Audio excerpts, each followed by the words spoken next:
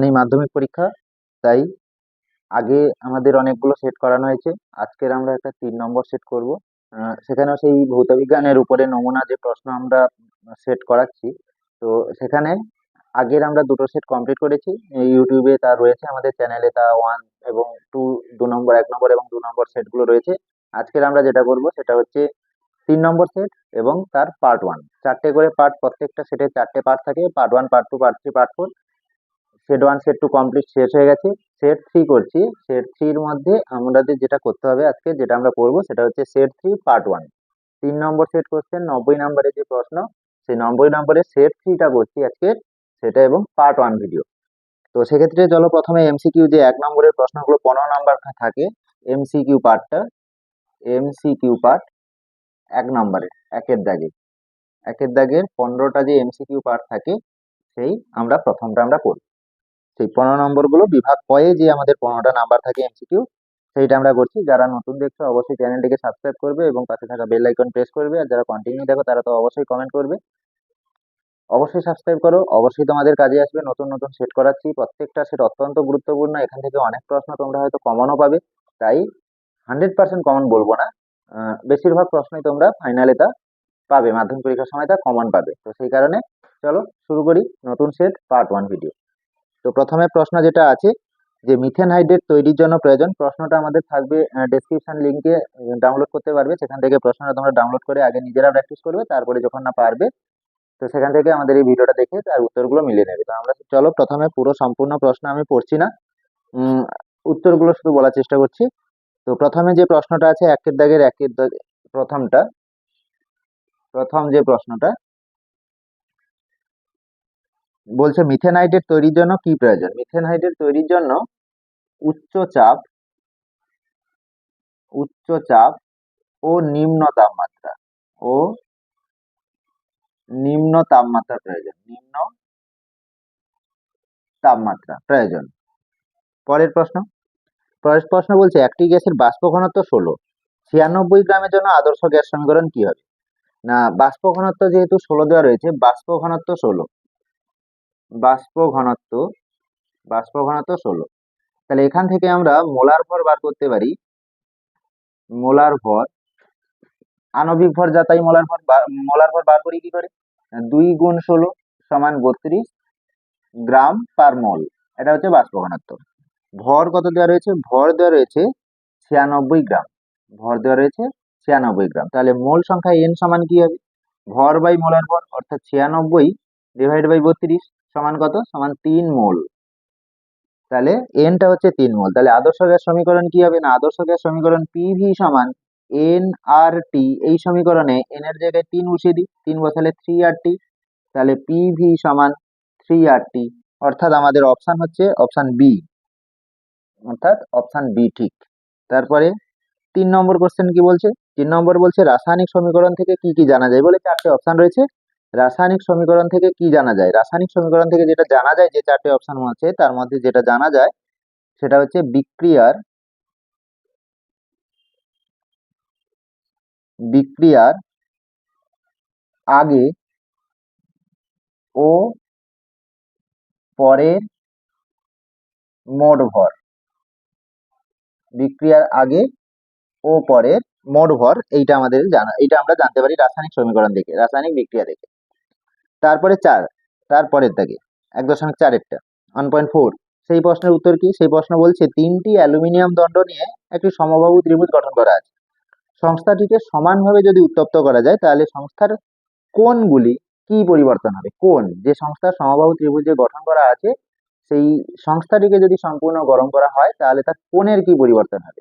আচ্ছা, সমবাহু ত্রিভুজ যেহেতু গঠন করা আছে, প্রত্যেকটা কোণ সমান 60 ডিগ্রি করে। এখন তাপ যদি পুরো সংস্থাকে দেওয়া হয় তাহলে 3টে বাহুর দৈর্ঘ্য কিন্তু বাড়বে, কিন্তু 3টে বাহু যে বাড়বে তাদের কোণের কোনো পরিবর্তন হয় না, অর্থাৎ কোণগুলো কিন্তু যে কোণে আছে, অর্থাৎ 60 ডিগ্রি কোণে আছে, সেই 60 ডিগ্রি কোণ কিন্তু প্রত্যেকের থাকবে, অর্থাৎ অপশন ডি একই থাকবে, কোণের কোনো পরিবর্তন হবে না, অর্থাৎ একই থাকবে। তারপরের প্রশ্ন 1.5-এরটা কি বলা আছে, 1.5 বলছে, আচ্ছা 1.5টা আমি পাশে করছি। 1.5, 1.5 এর অ্যান্সার কি হবে না, 1.5 বলছে প্রথম ও দ্বিতীয় মাধ্যমে আলোর বেগ V1 এবং V2 হলে প্রথম মাধ্যম সাপেক্ষে দ্বিতীয় মাধ্যমের প্রতিসরাঙ্ক কত। তো প্রথম মাধ্যম সাপেক্ষে দ্বিতীয় মাধ্যমের প্রতিসরাঙ্ক, প্রথম মাধ্যম মানে 1 নম্বর মাধ্যমের সাপেক্ষে 2 নম্বর মাধ্যমের প্রতিসরাঙ্ক 1 μ2, এইটা কত হবে, এইটা জিজ্ঞাসা চিহ্ন। তো 1 μ2 সমান আমরা কি লিখতে পারি, 1 μ2 সমান μ2 ডিভাইড বাই μ1। এখন μ2 মানে 2 নম্বর মাধ্যমের প্রতিসরাঙ্ক, μ2 সমান C/V2, আর μ1 সমান হচ্ছে C/V1। তো এই মানগুলো যদি আমি এখানে বসাই, μ2 মানে C/V2, μ1 মানে C/V1, C যদি কাটে V1 উপরে উঠবে, নিচে V2, তার মানে 1 μ2 ইকুয়ালস টু V2/V1। এই যে সমীকরণটা আমরা পেলাম, এটা 1 নম্বর মাধ্যমের সাপেক্ষে 2 নম্বর মাধ্যমের প্রতিসরাঙ্ক V1/V2। তাহলে অপশন কোনটা, অপশন হচ্ছে অপশন এ। অপশন এটা সঠিক। খুব ইম্পর্টেন্ট একটা প্রশ্ন, এই যে প্রশ্নটা এটা খুবই ইম্পর্টেন্ট। তারপরে 1.5 1.5 হলো 1.6, 6 নম্বর প্রশ্ন কি বলছে, অবতল দর্পণের কোথায় বস্তু রাখলে, অবতল দর্পণের কোথায় বস্তু রাখলে অসৎ বিম্ব গঠিত হয়। অবতল দর্পণের কোথায় বস্তু রাখলে, না অপশন ডি। অপশন ডি হচ্ছে ফোকাস ও মেরুর মধ্যে। অপশন ডি, অপশন ডি কোথায় কোথায় রাখতে হবে বস্তুকে, ফোকাস, ফোকাস ও মেরুর মধ্যে, ফোকাস ও মেরুর মধ্যে। ফোকাস ও মেরুর মধ্যে যদি আমরা বস্তু রাখি, তবেই সেক্ষেত্রে অসৎ প্রতিবিম্ব গঠিত হবে। এই হচ্ছে আমাদের 6খানা প্রশ্ন। এরপরে আমাদের কি আছে, পরের প্রশ্ন যাই।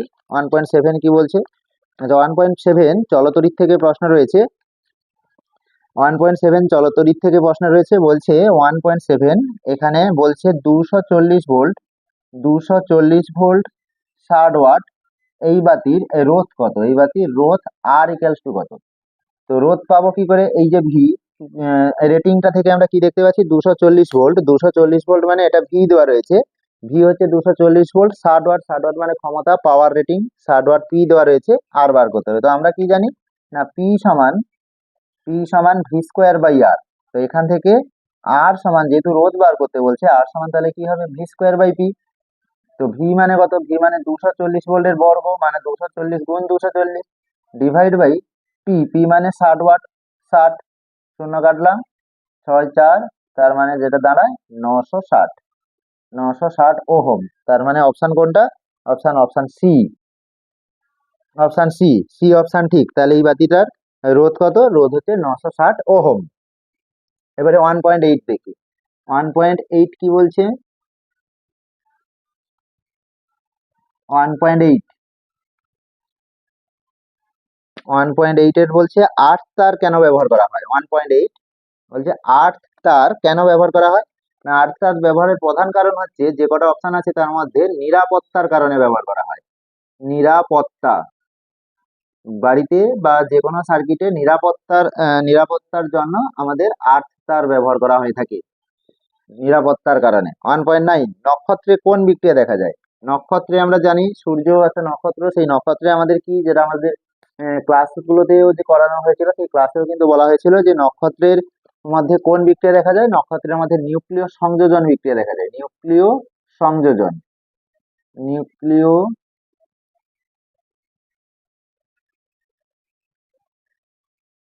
নিউক্লিয় সংযোজন বিক্রিয়া দেখা যায়। তারপরে 10এরটা কি বলছে, 1.10 বলছে যে মৌলটির পারমাণবিক ব্যাসার্ধ সর্বাধিক, সর্বাধিক পারমাণবিক ব্যাসার্ধ কার সর্বাধিক। তো পারমাণবিক ব্যাসার্ধ সাধারণ নিয়ম কি, যত ডান দিকে যাবে, বাম দিক থেকে যত ডান দিকে যাবে তত কমে যাবে, আর যত নিচের দিকে যাবে তত বাড়বে। এই হচ্ছে পারমাণবিক ব্যাসার্ধের সাধারণ নিয়ম, বাম দিক থেকে ডান দিকে গেলে কমে যায় পারমাণবিক ব্যাসার্ধ, আর উপর থেকে নিচের দিকে গেলে বাড়ে। তো এখানে যে কটা মৌল রয়েছে তার মধ্যে বোরন হচ্ছে 5 নম্বর, পারমাণবিক সংখ্যা 5। তারপরে রয়েছে নাইট্রোজেন, নাইট্রোজেন হচ্ছে পারমাণবিক সংখ্যা 7, অক্সিজেনের পারমাণবিক সংখ্যা 8, ফ্লুরিনের হচ্ছে পারমাণবিক সংখ্যা 9। তো সবাই দ্বিতীয় পর্যায়ে রয়েছে। এটাকে যদি আমি ইলেকট্রন বিন্যাস করি, 2 3 2 5 2 6 2 7, প্রত্যেকটা দুটো করে কক্ষপথ পাবো, মানে দ্বিতীয় পর্যায়ে সবাই রয়েছে। তো দ্বিতীয় পর্যায়ের একদম বাম দিকে কে রয়েছে, বাম দিকে রয়েছে বোরন, তারপরে রয়েছে নাইট্রোজেন, তারপরে রয়েছে অক্সিজেন, তারপরে রয়েছে ফ্লুরিন। তো বাম দিক থেকে ডান দিকে গেলে যেহেতু কমে যায়, তার মানে বাম দিকে যে রয়েছে তার বেশি। বাম থেকে ডান দিকে গেলে সবাই এই রকম ভাবে রয়েছে, কিভাবে রয়েছে, পর্যায় সারণীতে অবস্থান কেমন সবার, না প্রথমে বি, তারপরে নাইট্রোজেন, বোরন, তারপরে নাইট্রোজেন, তারপরে অক্সিজেন, তারপরে ফ্লুরিন। তো এইরকম ভাবে যদি যাই এইভাবে কমে যায়, বাম থেকে ডান দিকে গেলে কমে, তার মানে বেশি কার বেশি হচ্ছে বোরনের। তাহলে বোরনের হচ্ছে পারমাণবিক ব্যাসার্ধ সব থেকে বেশি, অর্থাৎ অপশন এ, অপশন এরটা হচ্ছে সঠিক উত্তর হবে বোরন, উত্তর হবে বোরনের সব থেকে বেশি, বোরনের সব থেকে বেশি অপশন এ। তারপরে কি বলেছে 11টা কি বলছে, 11 নম্বর প্রশ্নের উত্তর, যে ক্ষেত্রে অনুর পৃথক অনুর অস্তিত্ব নেই। কোন যৌগে পৃথক অনুর অস্তিত্ব নেই? অনুর অস্তিত্ব থাকে না আয়নীয় যৌগে। তো এখানে যে কটা অপশন রয়েছে তাদের মধ্যে আয়নীয় যৌগ যেটা দেওয়া রয়েছে সেটা হচ্ছে অপশন এ তে সোডিয়াম ব্রোমাইড, NaBr। এইটা হচ্ছে আয়নীয় যৌগ, যেখানে ধাতু রয়েছে আয়নীয় যৌগ। এই আয়নীয় যৌগের মধ্যে কোন রকম অনুর অস্তিত্ব থাকে না, তাই এখানে যে কটা অপশন রয়েছে তার মধ্যে আমাদের উত্তর হবে কোনটা? উত্তর হবে সোডিয়াম ব্রোমাইডটা, সোডিয়াম ব্রোমাইড। এরপরে 12 নম্বর কোশ্চেনের উত্তর কি হবে? 12 নম্বর কোশ্চেন,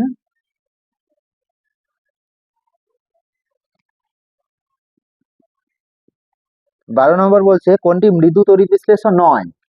তো এখানে যে চারটে অপশন আছে তাদের মধ্যে তিনটে অপশনই মৃদু তড়িৎ বিশ্লেষ্য, একটা যেটা রয়েছে সেটা হচ্ছে মৃদু তড়িৎ বিশ্লেষ্য নয়। মৃদু তড়িৎ বিশ্লেষ্য নয় কি? মৃদু তড়িৎ বিশ্লেষ্য নয় হচ্ছে পটাশিয়াম ক্লোরাইড, KCl, এটা তীব্র তড়িৎ বিশ্লেষ্য পদার্থ। তাহলে অপশন প্রশ্নে ছিল মৃদু তড়িৎ বিশ্লেষ্য নয় কোনটা, নয় হচ্ছে KCl। তারপরে কি, তারপরে 13 নম্বর কোশ্চেন কি বলছে 1.13, 13 নম্বর বলছে অসল্ট পদ্ধতিতে প্রথম ধাপে অ্যামোনিয়া জারিত হয়ে কি উৎপন্ন করে? প্রথম ধাপে অ্যামোনিয়া থেকে অসল্ট যে পদ্ধতি, অ্যামোনিয়া থেকে যে নাইট্রিক অ্যাসিড তৈরি হয়, সেই অ্যামোনিয়া থেকে নাইট্রিক অ্যাসিড প্রস্তুতির প্রথম ধাপে অ্যামোনিয়া জারিত হয়ে নাইট্রিক অক্সাইড তৈরি করে, অর্থাৎ option A nitric oxide NO তৈরি করে। তারপরে 14 নম্বর কোশ্চেন কি বলছে 14 নম্বর, 14 নম্বর বলা আছে মরিচা পড়াকে ত্বরান্বিত করে না, ত্বরান্বিত, ত্বরান্বিত করে নাকি, মানে মরিচা পড়াকে দ্রুত হারে করবে না, ত্বরান্বিত করে না। কে করে না? এখানে যে চারটে অপশন রয়েছে তাদের মধ্যে ত্বরান্বিত করে chloride ion, nitrate ion, sulphate ion, এরা কিন্তু ত্বরান্বিত করে। আর করে না কে ত্বরান্বিত করেন হচ্ছে অপশন এ H2CO3, H2CO3 এ কিন্তু মরিচা পড়াকে ত্বরান্বিত করে না, এইটা। তারপরে কি, তারপরে হচ্ছে 1.15, এটার অ্যান্সার কি হবে? না নিচের কোন যৌগটি অসম্পৃক্ত জৈব যৌগ নয়?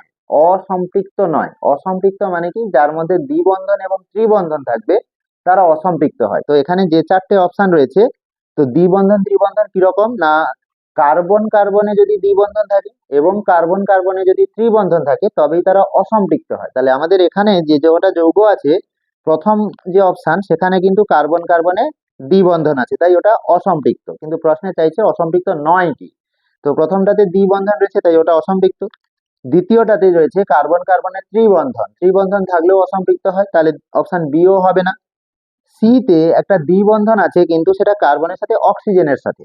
আচ্ছা অপশন ডির দিকে একবার তাকিয়ে দিই, অপশন ডি এর দিকে তাকালে দেখা যাবে সেখানেও কার্বন কার্বনের মধ্যে দ্বিবন্ধন রয়েছে। তাহলে অপশন সি তে শুধুমাত্র দ্বিবন্ধন আছে কিন্তু সেটা অক্সিজেনের সাথে। আমাদের নিয়ম কি, কার্বন কার্বনের মধ্যে যদি কোনো রকম দ্বিবন্ধন বা ত্রিবন্ধন না থাকে তবেই সেটা সম্পৃক্ত, অর্থাৎ এক বন্ধন থাকলে কার্বন কার্বনে তবেই সেটা সম্পৃক্ত হয়, দ্বিবন্ধন এবং ত্রিবন্ধন থাকলে কার্বন কার্বনে তবে সেটা অসম্পৃক্ত হয়। যেহেতু এটা অক্সিজেনের সঙ্গে দ্বিবন্ধন, আমাদের কার্বন কার্বনে সব এক বন্ধন রয়েছে, তাহলে এখানে সম্পৃক্ত অসম্পৃক্ত নয় যেটা, সেটা হচ্ছে অপশন সি। এখানে কেন সি বলছি, সিটা রয়েছে এই যে এই রং করে, সি দ্বিবন্ধন ও এক বন্ধন দিয়ে আবার এইচ রয়েছে। তো এই যে যৌগটা এখানে ভালো করে তাকালে দেখা যাবে এই যে দ্বিবন্ধন, কার্বন কার্বনে কি রয়েছে এক বন্ধন, কার্বন কার্বনে এক বন্ধন থাকলে সেটা সম্পৃক্ত হয়। কার্বনের সঙ্গে এখানে অক্সিজেনের দ্বিবন্ধন, তো কার্বন অন্য কারোর সাথে দ্বিবন্ধন করলো কি ত্রিবন্ধন করলো সেটা তার কিছু এসে যায় না। যেটা আমাদের দেখতে হবে সম্পৃক্ত না অসম্পৃক্ত দেখার জন্য আমাদের যেটা দেখতে হবে কার্বনের সাথে কার্বনের কি বন্ধন রয়েছে। কার্বনের সাথে কার্বনের এক বন্ধন থাকলে হয় সম্পৃক্ত, কার্বনের সাথে কার্বনের দ্বিবন্ধন বা ত্রিবন্ধন থাকলে সেগুলো অসম্পৃক্ত হয়। যেহেতু এটা কার্বনের সাথে কার্বনের এক বন্ধন রয়েছে তাই এটি সম্পৃক্ত জৈব যৌগ, সম্পৃক্ত যৌগ। তাহলে এখানে অপশন সিটা হয়ে গেল উত্তর। এই হচ্ছে আমাদের 15টা কোশ্চেন পার সেট 3, 3 নম্বর সেটের পার্ট 1 ভিডিও, যেখানে আমাদের শুধুমাত্র MCQ গুলো রয়েছে। পরের দিন পরের যে আমাদের ভিডিও আসবে সেটা হচ্ছে বিভাগ খ, এই সেট 3 ক্ষয়ের দাগে নিম্নলিখিত প্রশ্নগুলির উত্তর দাও 21খানা যে প্রশ্ন রয়েছে সেই পরের পার্ট আসবে, সেখানে আসবে আমাদের পার্ট 2 ভিডিও, এই 90 নাম্বারের মধ্যে বিভাগ ক্ষয়ের যে 21খানা প্রশ্ন রয়েছে তার উত্তর। ততক্ষণ অবশ্যই আলোক বলে চ্যানেলে অবশ্যই চোখ রাখো, এবং যারা নতুন দেখছো সাবস্ক্রাইব করোনি তারা অবশ্যই সাবস্ক্রাইব করে পাশে থাকা বেল আইকন প্রেস করো। সাথে সাথেই তাহলে তোমাদের সেট 3 যখন পার্ট 2 ভিডিও করব, অবশ্যই তোমাদের কাছে তার নোটিফিকেশন যাবে এবং অবশ্যই তোমরা তা দেখতে পারবে। এবং এই প্রশ্ন অবশ্যই পরীক্ষায় অনেক প্রশ্ন কমন আসে, অবশ্যই প্র্যাকটিস করো।